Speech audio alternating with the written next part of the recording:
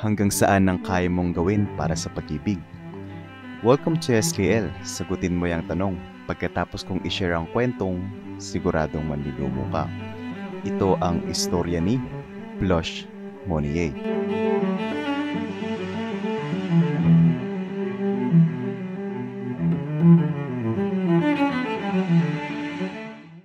Siguro'y halos lahat ng socialite na Pranses ay desperado sa pag-ibig noong 1876 at hindi nga naiiba riyan si Blush Monnier. Sa edad na 25 ay hindi pa rin siya naikakasal pero desperado na siyang gawin ito, makawala lang sa pangangalaga ng kanyang ina. Di naglaon, nahanap niya ang kanyang pag-ibig sa katauhan ng isang abogadong mas matanda sa kanya. So, happy ending na? Hindi. Ang problema ay hindi payag ang kanyang ina sa kanilang relasyon.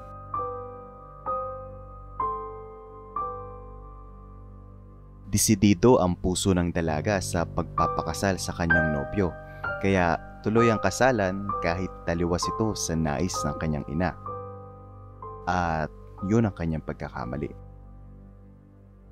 Nagsimulang uminit ang mga pagtatalo ng mag-ina hanggang ipinagbawal ni Madame Monnier na makipagkita si Blush sa kanyang nobyo. Umabot pa nga sa puntong nakiusap ang kanyang ina para ipatigil sa anak ang nalalapit na kasal. Pero di nagpatinag si Blush. Doon na nabatid ni Madame Monnier na kahit anong gawin niya ay hindi mapipigil ang kanyang nag-iisang anak na babae sa pagpapakasal sa aniyay isang walang sinabi sa lipunang abogado. Dumating ang araw na nagdesisyon si Madame Monnier na ilak si Blush sa kanilang arik.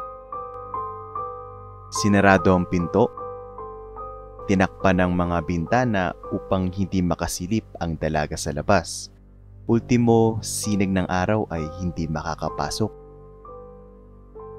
Ang sabi ng ina ni Blush, maaari lamang siyang lumabas kung kaya na niyang hiwalayan at kalimutan ang kanyang minamahal.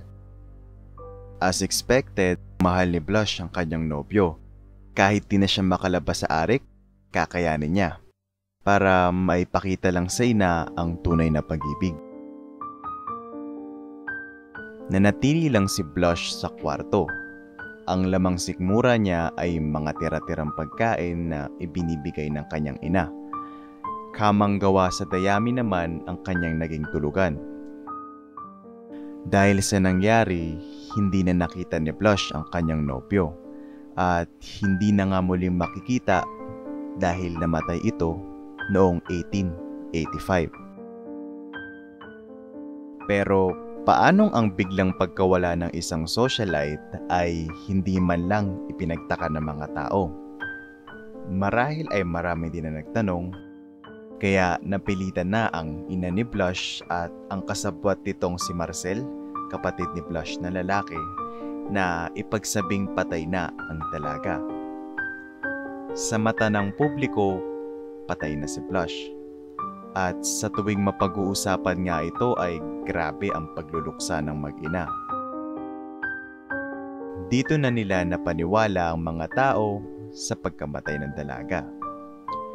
Ang kapatid na lalaki ni Blush ay lumaking minamanipula ng kanyang ina. Sa edad na 50, nasa poder pa rin siya ng kanyang nanay. Hindi na nga ito nakapag-asawa. Kaya naman para sa kanya ay tama lamang at walang mali sa sinapit ng kanyang ate na ilang taon nang nasa arik.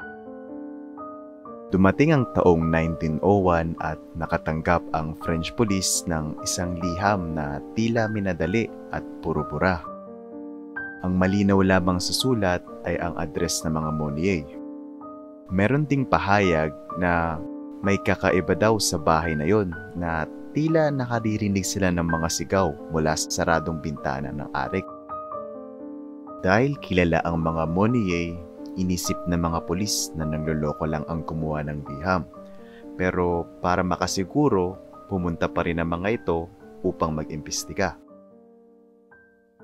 Dumating ang mga pulis sa bahay ng mga Monnier at kumatok sa pintuan. Ngunit sinilip lang sila ng matanda at hindi pinansin. Doon, nagsuspecha na ang mga pulis. Sinira nila ang pinto para lang makapasok.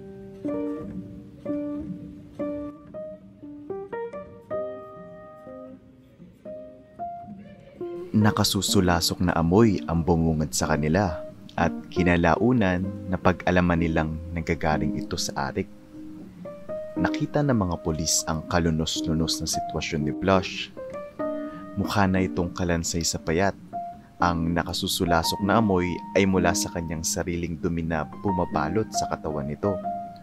Napansin din nilang tila wala na ito sa kanyang katinuan. Matapos madala sa ospital, nagpasalamat si Blush sa mga nurse na nagpaligo at nagpakain sa kanya. Ngunit laking gulat ng mga nurse nang sabihin ni Blush na gusto niyang bumalik sa madilim niyang kwarto. Sa pag-iimbestiga ng mga pulis, sinabi ng matandang Monier na si Blush mismo ang gumawa nun sa sarili niya. Sinabi naman ng kapatid niyang lalaki na isang bayolente at wala sa tamang pag-iisip si Blush, kaya dapat lamang na ikulong siya. Dagdag pa niyang maaari namang lumapas anumang oras si Blush sa kanyang maliit at madilim na kwarto, pero pinili niyang wag tumakas sa sitwasyon na yun. Nilitis ang nanay ni Blush at kapatid nito, ngunit mas mabigat na parusa ang ipinataw sa nakatatandang Monier. Pagkalipas ng 15 araw, pumanaw ang matandang Monier. Ito ay matapos makitang maraming galit na taong nais siyang patayin. Dahil naman sa pagiging abogado ay nakagawa ng paraan si Marcel. Ito ay upang mapababa ang kanyang tatanggaping parusa. Si Blush na pinagkaitan ng normal na buhay ay wala nang mapupuntahan. Dinala ito sa isang mental hospital kung saan doon siya patuloy na nabuhay. Ngunit pagkatapos ng 12 taon ay namatay siyang nag-iisa. Walang hustisyang nakamit ang dalagang umibig, pagkus kalahati ng buhay niya at katinuan ang naging tanging kapalit.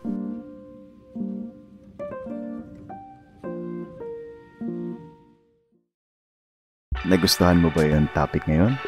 Subscribe ka na at pindutin mo na rin yung bell icon para updated ka sa mga future videos pa namin. Maraming salamat at hanggang sa muli.